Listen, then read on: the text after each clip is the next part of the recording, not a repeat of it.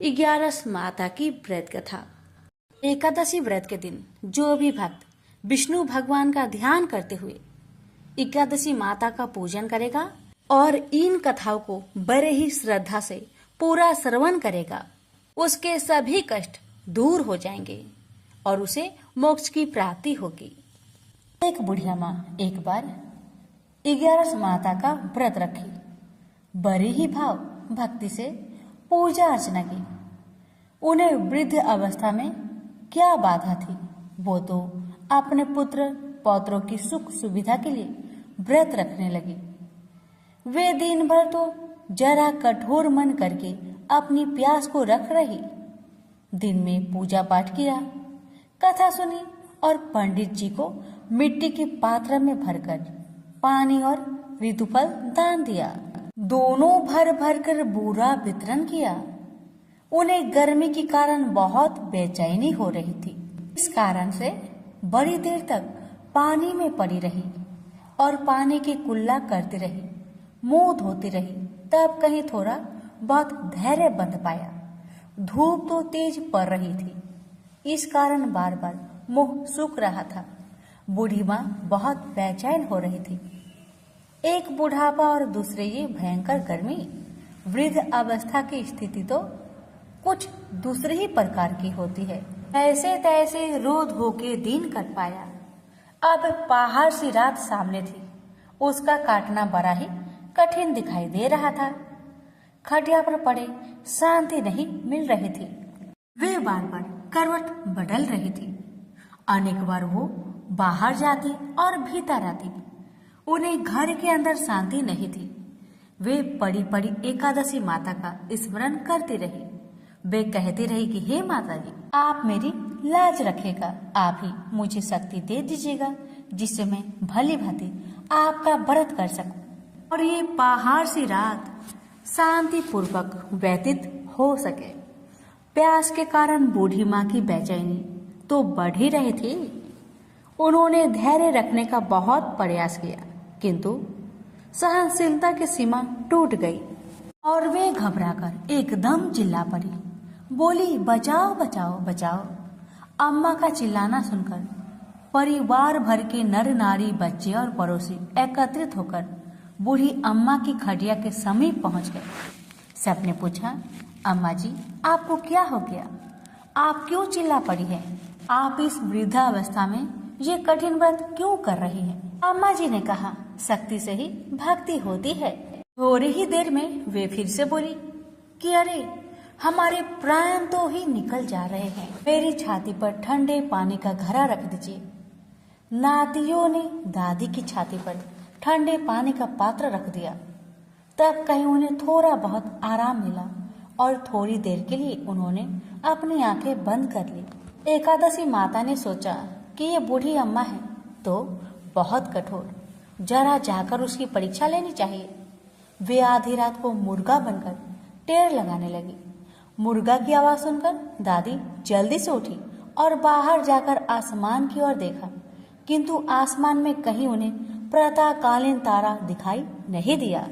वे सोचने लगी कि ये मुर्गा क्यों और कैसे बोल गया है। वे तो आधा रात मालूम प्रतीत होता है। उन्हें प्यास तो बहुत लग ही रही थी। थोड़ा बहुत उनका मन भी विचलित होने लगा था, किंतु अंत में उन्होंने दृढ़ निश्चय किया कि मैं अब व्रत को पूर्ण करके ही छोड़ूंगी, चाहे कुछ भी हो जाए, मेरा प्राण ही क्यों ना निकल जाए। ये सोचकर फिर वे खटिया पर शिथिल होकर सो गई। थोड़ी ही देर में एकादशी माता ने उनकी फिर से परीक्षा लेनी चाहिए। एक छोटी सी बालिका एक गिलास में शरबत लेकर उनके सिरहाने खड़ी हो गई और जोर से बोली, दादी जी सवेरा हो गया, हाथ मुंह धोकर शरबत पी लीजिएगा। पहले तो शरबत का गिलास देखकर उनका मन ललचाने लगा, किंतु अचानक व्रत का स्मरण हो आया और उन्होंने सोचा कि मैं किसी भी प्रकार से अभी शरबत नहीं पी सकती हूँ और वे शांतिपूर्वक अपनी खटिया पर लेट गई। फिर थोड़ी देर में उन्हें ऐसा लगा कि जैसे किसी ने उन्हें पानी के कुएं में पटक दिया हो। वे बड़ी देर तक उस कुएं में हाथ पांव चलाती रही, किंतु उन्होंने अपने मुख में पानी की एक बूंद भी नहीं जाने दी और वे दृढ़तापूर्वक अपना व्रत पालन करते रहे। थोड़ी ही देर में न जाने कहां से सामने आग जलने लगी, जिससे भारी गर्मी बढ़ने लगी। प्यास के कारण प्राण निकलने लगे, किंतु बूढ़ी अम्मा का कुछ भी नहीं बिगड़ पाया। वे जहां की तहां मुस्कुराती हुई बैठी रही। थोड़ी ही देर में बाहर प्रकाश दिखाई देने लगा। ऐसा लगा कि जैसे सवेरा हो आया। बूढ़ी अम्मा ने जब बाहर निकलकर देखा तो समझ गई कि अभी सवेरा होने में 3-4 घंटे की देरी है। यह जानकर वे शांतिपूर्वक इधर उधर घूमने फिरने लगी। एकादशी माता ये बात अच्छी तरह से समझ गई कि ये बूढ़ी अम्मा किसी भी प्रकार से अपने व्रत से नहीं टल सकती। वे उनके सत्य व्रत को ही अच्छी तरह से समझ गई। सवेरा होते ही बूढ़ी माँ ने स्नान किया, भगवान का पूजा पाठ किया, एकादशी माता की कथा सुनी, ब्राह्मणों को दक्षिणा देकर भोजन करवाया। तब कहीं बूढ़ी अम्मा ने जल ग्रहण किया। कन्याओं को भोजन कराने के बाद अम्मा ने भोजन किया। उस श्रेष्ठ व्रत के प्रताप से बूढ़ी अम्मा की आयु में वृद्धि हो गई। उनका घर परिवार हरा भरा हो गया। घर में अब उनके कोई भी अभाव नहीं रहा। वे हर तरह के सुख साधनों से संपन्न हो गए। नाती नातिनों से उनका घर भर गया और वे उसी दिन से 12 महीने की एकादशी का व्रत करने लगी। एकादशी माता के व्रत के प्रताप से इस संसार में हर प्रकार के सुख भोग कर अंत में वैकुंठ धाम को चली गई। से बोलिए एकादशी माता की जय। प्रेम से बोलिए लक्ष्मी नारायण की जय।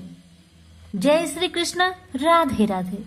प्यारे भक्तगणों, आज की वीडियो में आप सभी श्रवण करेंगे बड़ी ही दुर्लभ 11 माता की व्रत कथा। इनकी कथाओं को जो भी भक्त 11 के दिन श्रद्धा पूर्वक श्रवण करता है, उसकी सभी मनोकामना 11 माता अवश्य पूर्ण करती है। तो आइए बड़े ही श्रद्धा से प्रसन्नचित मन से कथा को पूरा अवश्य सुनिएगा। हे 11 माता, मैं आपकी भक्तों को आपकी कथा सुनाने जा रही हूँ। अगर हमसे अनजाने में कुछ गलती हो उसे क्षमा करना और अपनी सभी भक्तों की मनोकामना को पूर्ण करना। कथा इस प्रकार है।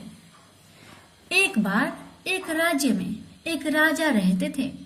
राजा बहुत ही बुद्धिमान और बलशाली थे। राजा सदैव अपनी प्रजा का बहुत अच्छे से ध्यान रखते थे। प्रजा भी अपने राजा को बहुत पसंद करते थे। राजा की 2 बेटियां थी। राजा अपनी दोनों बेटियों से बहुत प्रेम करता था। राजा की छोटी बेटी देखने में बहुत सुंदर और आकर्षक थी और राजा की बड़ी बेटी छोटी बेटी के मुकाबले थोड़ा कम सुंदर थी। राजा की छोटी बेटी 11 माता का पूजन किया करती थी और सभी लोग राजा की छोटी बेटी से बहुत प्रेम करते थे और बहुत प्रशंसा करते थे। राजा भी अपनी छोटी बेटी को बड़ी बेटी से अधिक प्रेम करते थे, जिस कारण राजा की बड़ी बेटी अपनी छोटी बहन से बहुत नफरत करने लगी। राजा की दोनों बेटियां जब बड़ी हो गई, तब एक पड़ोस राज्य में रहने वाला राजकुमार राजा की बड़ी बेटी के लिए रिश्ता लेकर आया। लेकिन जैसे ही उस राजकुमार की नजर राजा की छोटी बेटी पर पड़ी, तो वह राजकुमार राजा की छोटी बेटी पर आकर्षक हो गया और उससे पहले नजर में ही प्रेम कर बैठा। उस राजकुमार ने राजा की बड़ी बेटी के साथ विवाह करने से मना कर दिया और उसने राजा से कहा कि मैं आपकी छोटी बेटी से विवाह करना चाहता हूँ। जिसके बाद राजा की बड़ी बेटी यह देखकर अपनी छोटी बहन से बहुत क्रोधित हो गई और राजा की बड़ी बेटी ने अपनी छोटी बहन को अपना सबसे बड़ा दुश्मन मान लिया। राजा की बड़ी बेटी ने अपनी छोटी बहन से बदला लेने का निर्णय लिया, जिसके लिए उसने अपनी छोटी बहन को जान से मारने का प्लान बनाया। राजा की बड़ी बेटी ने अपनी छोटी बहन को मारने के लिए सबसे पहले एक लड्डू में जहर मिलाकर अपनी छोटी बहन को दे दिया और उसको लड्डू खाने के लिए कहा। लेकिन लड्डू खाने के बाद भी छोटी बहन को कुछ नहीं हुआ। बड़ी बहन यह देखकर बहुत आश्चर्य में पड़ गई। लेकिन बड़ी बहन ने हार नहीं मानी और उसने जब रात में छोटी बहन अपने कमरे में सो रही थी, तब एक मटके में सांप रखकर उसे कमरे में छोड़ दिया ताकि छोटी बहन को डस ले और उसका काम तमाम हो जाए। लेकिन सांप भी छोटी बहन का कुछ नहीं कर पाया, जिसके बाद बड़ी बहन ने अपनी छोटी बहन से कहा कि चलो हम लोग कुएं से पानी भरकर लाते हैं, जिसके लिए वह छोटी बहन को पानी भरने के बहाने कुएं के पास ले गई और उसने अपनी छोटी बहन को कुएं में धक्का दे दिया। लेकिन 11 माता की कृपा से छोटी बहन को तब भी कुछ नहीं हुआ, क्योंकि हर बार 11 माता उसकी रक्षा कर रही थी। और उधर बड़ी बहन अपने सारे प्रयासों के बाद असफल हो रही थी, जिससे वह बहुत क्रोधित हो जा रही थी। फिर उसने अपनी छोटी बहन के पास जाकर उससे खुद पूछा कि मेरी छोटी बहन, तुमको पता है भगवान ने सबकी मृत्यु एक निश्चित समय पर लिखी हुई है, और कैसे तुम्हारी मृत्यु होगी क्या यह तुम जानती हो? तब छोटी बहन ने अपनी बड़ी बहन को बताया कि हाँ, मैं जानती हूँ मेरी मृत्यु कैसे होगी। छोटी बहन से यह सुनकर बड़ी बहन मन ही मन बहुत प्रसन्न होने लगी और उसने अपनी छोटी बहन से कहा कि तो मुझे अपनी मृत्यु की राज बताओ। छोटी बहन ने अपनी बड़ी बहन से कहा कि मेरी मृत्यु तो एक तोते में है, जो तोते के गले में एक हार है, उसी में मेरा प्राण छुपा हुआ है। जब तक कोई भी व्यक्ति तोते को मारकर वह हार अपने गले में पहनेगा तो मैं मूर्छित हो जाऊंगी, और जैसे ही उस हार को अपने गले से उतारेगा तो मैं वापस जीवित हो जाऊंगी।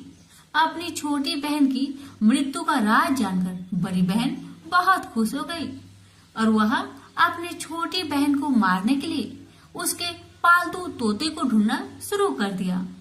और छोटी बहन को इस बात का आभास तक न हुआ कि कोई उसकी जान लेना चाहता है, जिसके लिए वह अपने पिताजी के पास गई और उसने अपने पिताजी से कहा कि पिताजी, मेरी मृत्यु के बाद आप मुझे जलाइएगा मत, बल्कि आप मुझे अपनी पुरानी हवेली में एक पलंग में लेटाकर छोड़ दीजिएगा।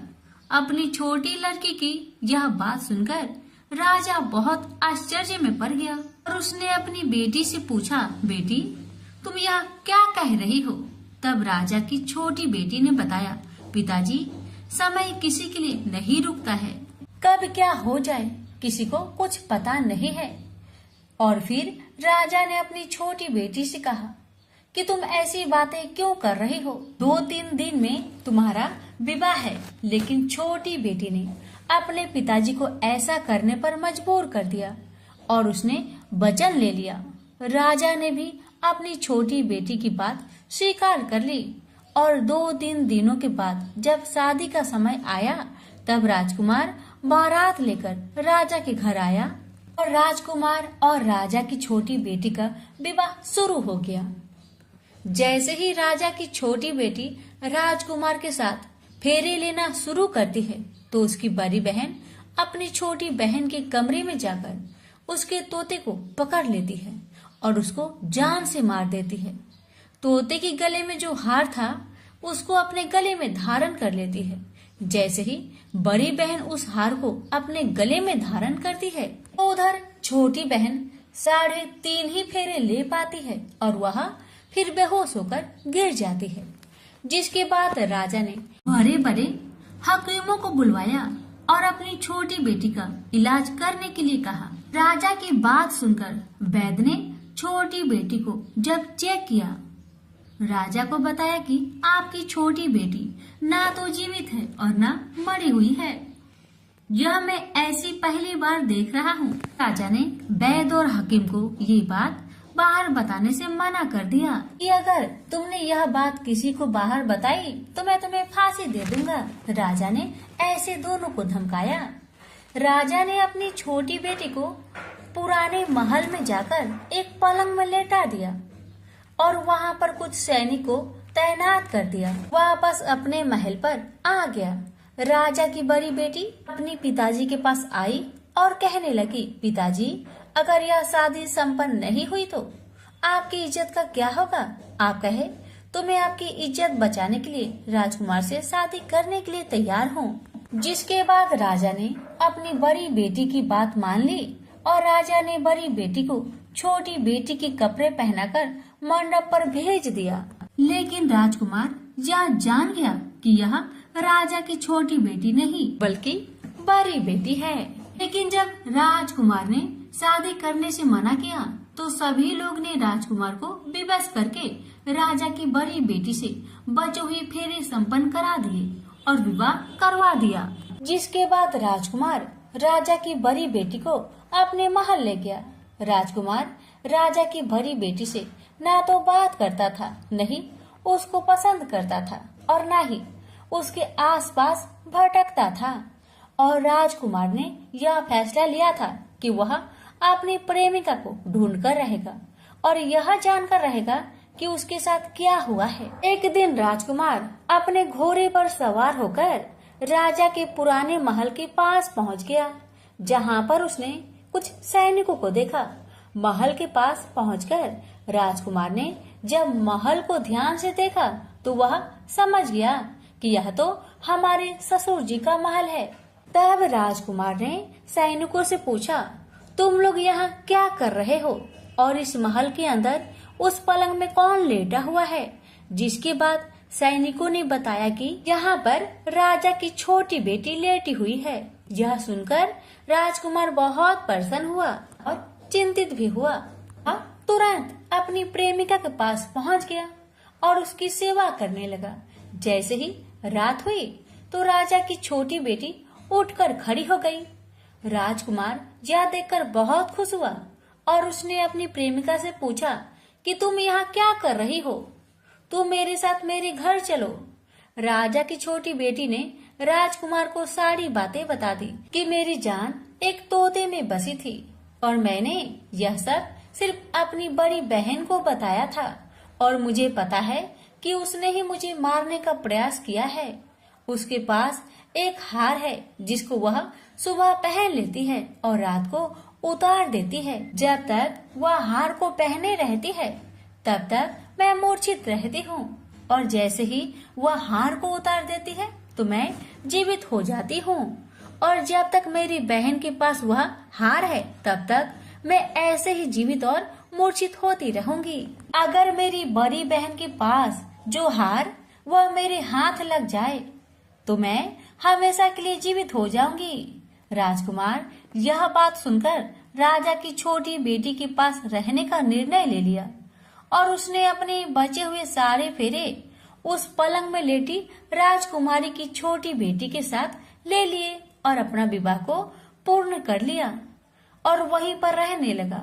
देखते ही देखते कुछ समय में राजा की छोटी बेटी और राजकुमार की पत्नी पेट से हो गई। एक दिन राजकुमार को किसी काम से बाहर जाना पड़ा। तब छोटी बहन के पेट में बहुत तेज दर्द होने लगा, जिसके बाद उसने 11 माता का ध्यान किया। जिसके बाद वहां पर 11 माता प्रकट हुई और उन्होंने अपने भक्तों के दर्द को दूर किया और एक पुत्र की प्राप्ति करवाई। और वहीं पर अचानक से राजकुमार भी आ गया।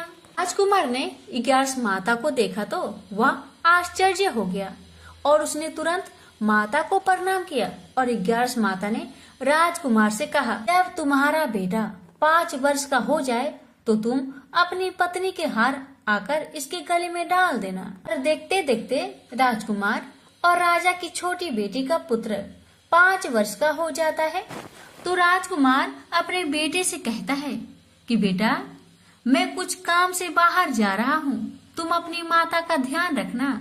और वह वहाँ से चला जाता है। राजकुमार को बाहर निकलता देख बड़ी बहन के सैनिक देख लेते हैं और वह बड़ी बहन को जाकर सारी बातें बता देते हैं। जिसके बाद बड़ी बहन अपनी छोटी बहन के पुत्र को वहाँ से उठवा लेती है और उसको मरवा देती है। छोटी बेटी के पुत्र के 2 टुकड़े करवा देती है। पहला टुकड़ा चक्की के पास छुपा देती है और दूसरा टुकड़ा अपनी पलंग के नीचे रख देती है। 11 माता बड़ी बहन की सारी करतूत अपनी आंखों से देख रही थी। उनसे रहा नहीं गया। वह एक भिखारी का रूप लेकर बड़ी बहन के पास चली आती है, जिसके बाद वहाँ पर भिक्षा मांगने लगती है। बड़ी बहन अपने नौकरों से कहती है कि जाकर भिक्षा दे दो, लेकिन जैसे ही नौकर 11 माता को भिक्षा देने के लिए आते हैं तो माता उन्हें मना कर देती है और कहती है कि मैं तुम्हारे महारानी से ही भिक्षा लूंगी, जाओ जाकर कह दो। इसके बाद बड़ी बहन स्वयं ही भिक्षा देने के लिए माता के पास आती है। तब माता एक बिल्ली का रूप लेकर उसके कमरे में चली जाती है और वहाँ पर छोटी बेटे के पुत्र के टुकड़े को जोड़ देती है और उसे जीवित कर देती है। उसे वहाँ से ले जाती है। राजकुमार अपने बेटे को लेकर अपनी पत्नी के पास जाता है और उसे कहता है कि तुम इसका ध्यान रखना। अगर तुम इस बच्चे का अच्छे से ध्यान रखोगी तो मैं तुमसे बात करूंगा। एक दिन राजकुमार बच्चे से कहता है कि तुम मम्मी से उनके गले का हार मांग लो। जिसके बाद राजकुमार का लड़का अपनी मम्मी के पास जाता है और कहता है कि मम्मी, मुझे तुम्हारा हार चाहिए जो तुमने गले में पहन रखा है।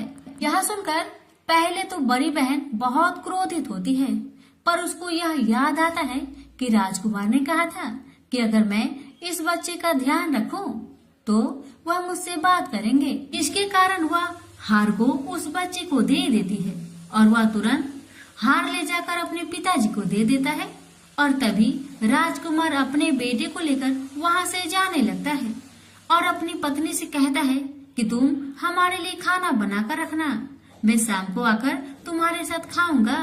और वह अपने बेटे को लेकर वहाँ से चला जाता है।